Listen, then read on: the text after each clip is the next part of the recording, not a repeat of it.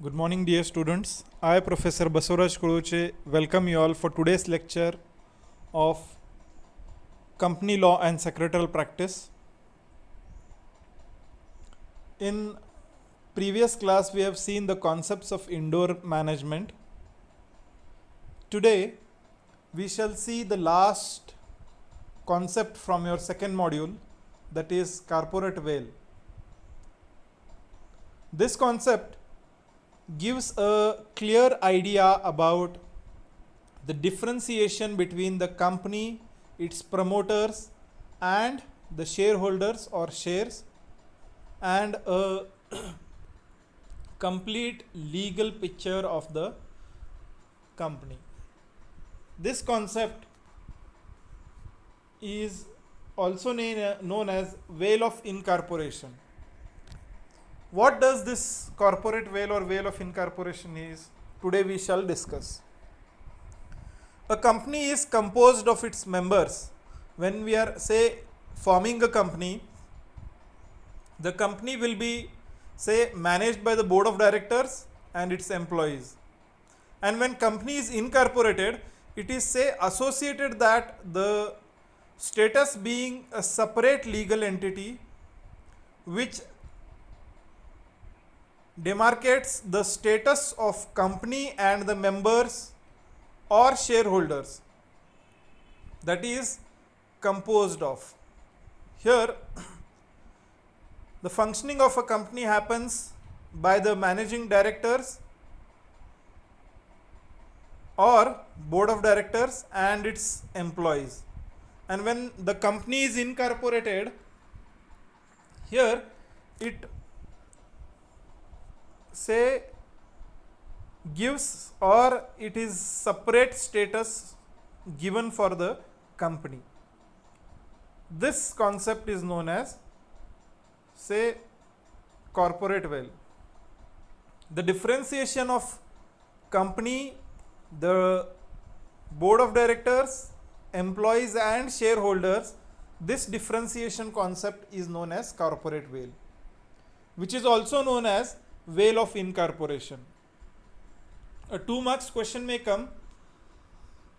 Sorry. What do you mean by corporate veil, or what do you mean by veil of incorporation? At that point of time, this much if you write, you will get 2 marks. A question may come also for short notes for 5 marks. At that point of time, a simple brief explanation about the corporate veil or veil of incorporation is to be given. Here, lifting of corporate veil. Say, the advantage of incorporation of a company like perpetual succession.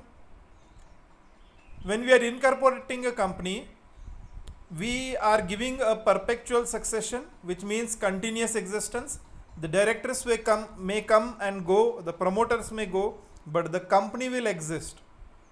And during this process, the shares are transferred from one person to another. The capacity to sue, flexibility, limited liability, and lastly, the company being accorded the status of a separate legal entity are by no means inconsiderable. Under no circumstance can these advantages be overlooked and compared with them. So, this corporate veil has the disadvantages are indeed very few.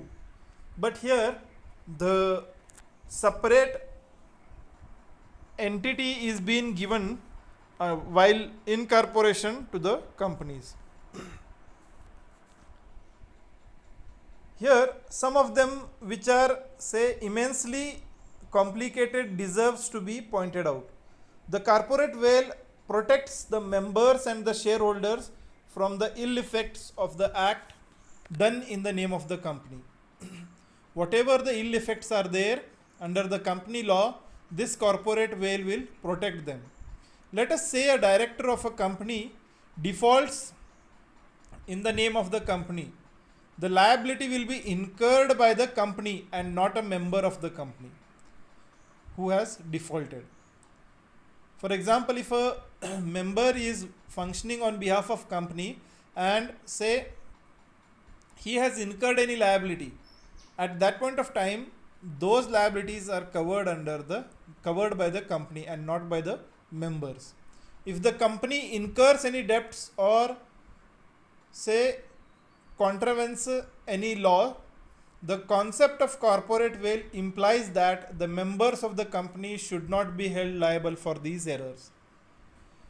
Any issues happening out or anything happening out, the debts, at that point of time the members are not liable for that. So this is known as corporate veil. With this, our second module has finished. If you have any doubts, questions related to second unit, you all can feel free to contact me at any point of time. The notes for this unit I will be sending through PDF in your group. You all can write down those things in your book in a proper way. So we shall stop here. Thank you. Good day.